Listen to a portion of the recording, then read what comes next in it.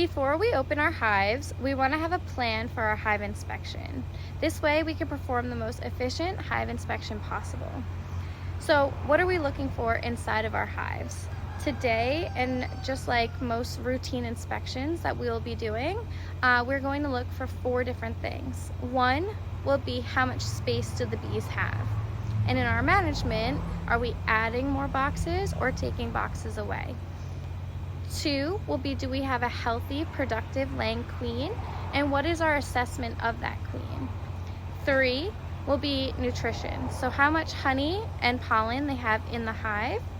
And 4 will be the presence of any pest or disease.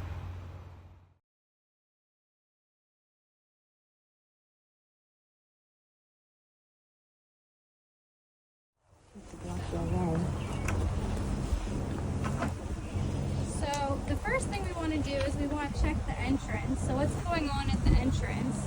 So you can see there's a lot of fanning, and that's because it's really hot today. So they're trying to circulate air into the hive. And you can see there's a lot of bees. They're very active, they're flying in and out. So and you see drones. Drones is a good sign. It means that you have a good population. So we want to make sure that the smoke goes in the hive. And then you don't want to set your smoker down on a different hive. And then we're going to open the lid. You can puff a little smoke in there first. Give them a second. And then I like to put this down on the floor. You could check to see if you have a small hive beetle there. I don't see any. So where is our brood? Our brood is in the bottom boxes, so that's what we're going to inspect mostly. But I want to see, so this is going to be all honey, but I want to see what they've done up here, if they need another box. So I'm going to use my hive tool to kind of break apart. These aren't stuck because this is a fairly new box. But you can see they haven't done much here. So they're not ready for another box yet, but they did start drawing this out. And you want to check the middle frame because they're going to work from the middle outward. So now we don't have to check anything else in this box.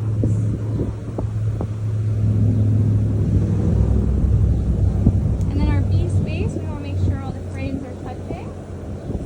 So this is what I was talking about with the hive stand being taller. It has benefits and cons because I'm short. So we'll put this down here. Now you can see there's a lot more going on here, a lot more bees here. So I'm going to lift this and feel how heavy it is. That's how I'm going to inspect this box.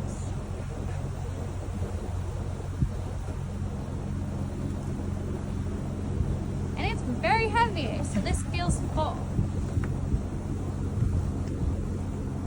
And if you look on this bee here, this bee actually has propolis on her back legs. I don't know if you can see that, like resin. Oh yeah.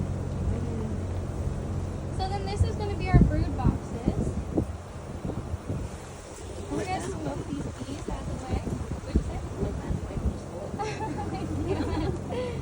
So I always like to take an outer frame out first because the queen is least likely to be on the outside. And when you take out this frame, you want to pull it up really slow. So a lot of times you'll pull it up slow to start, but then you rush through and you're going to roll bees. So you want to pull it up slow the whole way. So you can see there is a little bit of brood on there. And usually on these frames it's going to be all honey, but they're raising a lot of brood. So this I then lean against the hive here. And then I'm going to go to the middle. This is most likely where I'm going to find brood, like larvae and eggs. Yeah, so if your frames are really stuck together, this is called a J-hook. You could put this in between, and then it uses leverage to unstick it.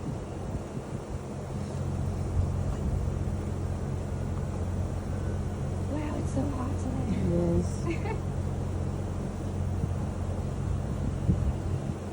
So you can see more more brood on there. There's drones.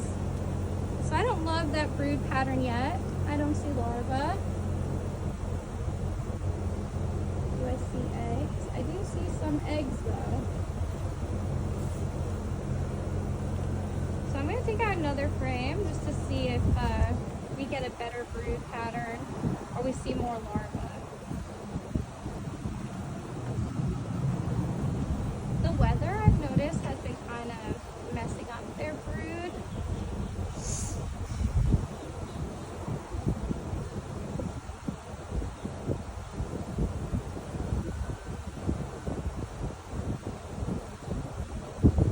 Look at more cat brood. And then in here, I do see larvae and eggs. So this brood must have emerged, and there's all larvae and eggs there. One thing I don't see a lot of, do you want to hold it and peek? What's one thing missing from this frame though? Pass it around. So just be careful not to drop right? it. Oh, I Yep. won't. And you can pass it around to the left. Gonna add a little bit.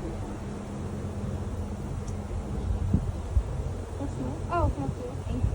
Is the queen there? Okay, here are these two. Anybody want to hold these two tabs? These two tabs. Yeah. I'm good. I got it. Okay, good. So what are we missing from these frames? It's one of the three things we look for. We have honey, we have cat brood, we have eggs, we have larvae, but we're missing something. The queen? There's only a very small amount of pollen. Show me where it is. I don't even see So there's okay. a couple sets here. it. Okay, gotcha. Interesting. So we have enough honey, but now we know, even though there's a lot in bloom, that we might have to supplement some pollen. If you only see bee bread, that tells you that it's older. So you want to make sure that you're seeing that dry Yeah. pollen, Yes. because it's definitely. going to tell you. So I think that they Like in here again. are All up in raising here. so much brood right now. They're using so much of it, and then the weather, they're only able to forage like half the time the past couple days. So this So is definitely. our peak population too. Sometimes Right you could, if it's gonna rain for a week or two, you could even supplement pollen before that. There you go. Thank you. You remember what this was out there? Yes. So then now if I were to push the frames together, I would kill a lot of bees. So that's when we're gonna smoke. We want these bees to go back down. Now the first thing, like when you're beekeeping, figuring out the smoker, engaging how much and how little to use it is going to be a big thing. And every hive is going to be different in their response to the smoke. But overusing and underusing your smoker as a first-time beekeeper is a common theme. So kind of getting comfortable with that and not overdoing it is definitely how you're going to need to start figuring everything out. All right, so we saw we have to watch the pollen. We saw that they have a lot of honey. We saw that they had a good brood pattern and the brood looked healthy. Yeah. So we saw everything we needed to see. And we don't need another box yet because they haven't really done much with that second super. Right. So before we put this box back on, we want these bees to go down. Otherwise, again, you're going to kill a lot of bees. Oh, okay.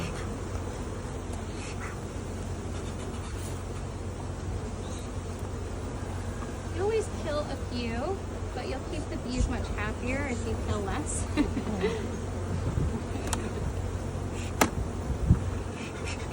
want to just do that pinch.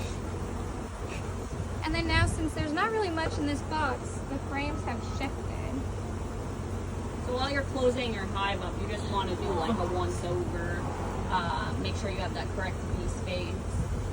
Poor Push that guy. together, and then we're going to close it up. I see one stuck. Can you see him? Oh boy. Got a dead one there. Yeah. Yeah, one just got crushed. What happened? What'd you say? The tops have the ears on them. You won't be able to put it in upside down. look, they don't like this. This is from the tape, so I noticed sometimes they're peeling that away too. Oh my goodness.